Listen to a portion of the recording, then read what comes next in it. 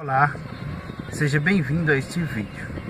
Meu nome é Marcelino Araújo e este rápido vídeo é para falar um pouquinho sobre a Trindade. Sim, a Trindade, o Pai, o Filho e o Espírito Santo. Muito ouvimos, falar sobre a Trindade, o Pai, o Filho e o Espírito Santo, e é verdade que muitos não compreendem esse conceito de Trindade. E até mesmo muitos teólogos, muitos estudiosos da palavra de Deus não concordam com a Trindade.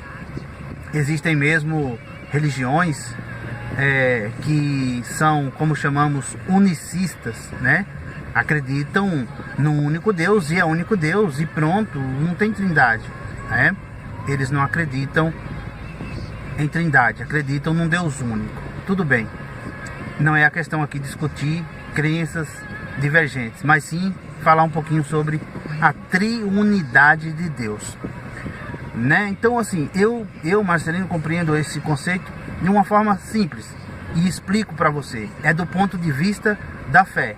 Se não for por fé e pela fé e com fé, você não compreenderá a Trindade, não entenderá, Então existem explicações básicas, simples, que já dá para entender, como por exemplo, quando dizemos, olhe para um ovo. O ovo, ele é um objeto só, ele é uma coisa única, mas ele é composto de 3 partes distintas, correto? Ele tem a casca, ele tem a clara e ele tem a gema. Então o ovo é triúnico, ele é 3 em 1, certo? Então é uma comparação com a Trindade, da divindade, de Deus. Então, um aparelho de som, por exemplo, existia muitos, 3 em 1, um único aparelho de som que tocava rádio, fita cassete e CD, por exemplo, 3 em 1, 3 elementos num só objeto, numa só coisa. Ou seja, é uma comparação assim um pouco bem simples, mas já dá para entender. Se você tiver fé, você consegue entender, porque dizer que Deus é um só, ele é um só, é verdade. Deus é único, não existe outro Deus. Deus é único, tá? Mas a Trindade são 3 pessoas distintas que compõem Deus, Só que se observarmos, eles estão distintamente separados, mas estão também presentes e juntos ao mesmo tempo. É confuso isso, por isso que eu digo, só dá para se entender do ponto de vista de fé. O que é fé? Fé está escrito lá na carta aos Hebreus, capítulo 11, versículos 1, 2 e 3, explica o conceito de fé. Lá diz assim, fé, ora, a fé é o firme fundamento das coisas que se esperam e a certeza e a prova das coisas que se não veem, ou seja, as coisas que nós não vemos, mas acreditamos, temos a certeza, isso é fé. Ou algo que você esteja esperando e você acredita piamente que vai alcançar aquilo que você está esperando. Isso é fé. Então a fé, ela é contraposta à razão, A razão você prova por experiência científica e a fé não. A fé você prova porque você realmente, simplesmente acredita. Então, para compreender a Trindade, eu digo que tem que ser a partir deste ponto, do ponto de vista da fé, onde a fé é a certeza daquilo que você não está vendo ou que você está esperando, mas você tem plena convicção, certeza disso. É fé, tá certo? Então tá. Mas aí você lê na Escritura, se você lê em partes da Escritura Sagrada, a Bíblia Sagrada, que contém 66 livros, de Gênesis ao Apocalipse, certamente que você vai ver muitas. Se você ler só partes, você não vai entender. Por isso que é importante você ler a Bíblia toda, começar em Gênesis e terminar em Apocalipse. E um plano de leitura bom para você compreendê-la é você ler 3 capítulos por dia, Isso não leva meia hora por dia, leva 15 a 20 minutos no máximo por dia, e você lê ela no período de um ano. Tem que ter propósito, tem que ter objetivo, tem que ter fé, se você quiser fazer isso. Eu já fiz algumas vezes e estou fazendo novamente e continuarei fazendo, porque amo estudar e aprender a palavra de Deus, que está nas Escrituras Sagradas, a Bíblia, Por exemplo, em junho de 2016 eu comecei a ler em Gênesis, E venho lendo 3 capítulos por dia até o dia de hoje.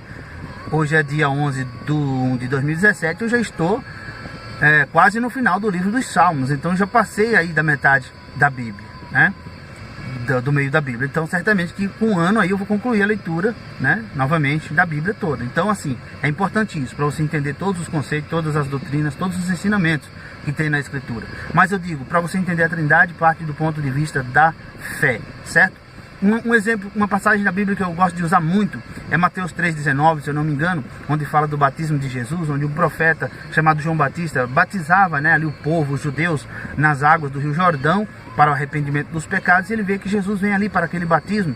Então ele se nega, mas Jesus diz, olha, convém que a gente cumpra a justiça de Deus, então permite, deixa por enquanto, porque nos convém cumprir toda a justiça. Então João Batista vai e batiza Jesus nas águas. E ali o texto sagrado diz que, naquele momento em que Jesus ele foi batizado nas águas, ele saiu das águas e então o céu se abriu. Aquilo é uma visão espiritual que o profeta João Batista viu, né? Onde o céu se abriu, se partiu, o Espírito de Deus desceu, ele desceu do céu em uma forma corpórea como uma pomba, repousou sobre Jesus, e ouviu-se uma voz do céu que dizia, este é o meu filho amado, em quem me comprazo. Quer dizer, este é o meu filho amado, aquele filho que eu amo porque ele me obedece, faz o que eu quero, faz o que eu gosto. Deus, o Pai no céu falando, o Espírito Santo descendo em forma de uma pomba, repousando sobre o Filho, Jesus, que estava sobre a terra. Você vê aí a Trindade, distintos e juntos. Amém? Tá? Outra passagem que eu costumo usar é quando Jesus está preso na cruz, morrendo ali na cruz. No momento em que ele diz, Eloi, Eloi, lema sabachthani, ou seja, Deus meu, por que me desamparaste? Ou seja, você acredita que Deus morreu? Porque dizer que Jesus é Deus, tá certo. Jesus é Deus, Deus Filho, né? Agora, dizer que Deus morreu, eu não concordo. Porque Deus não pode morrer. Deus é eterno. Ora, se Deus é eterno, ele não tem começo nem tem fim, ele não pode morrer. E a Bíblia Sagrada em alguns pontos diz que Deus sustenta todas as coisas que hoje existem, os céus, a terra, tudo, pelo poder da sua palavra. Se Deus morresse, então acabaria, não existiria universo, findava tudo. Porque Deus sustenta todas as coisas que ele criou.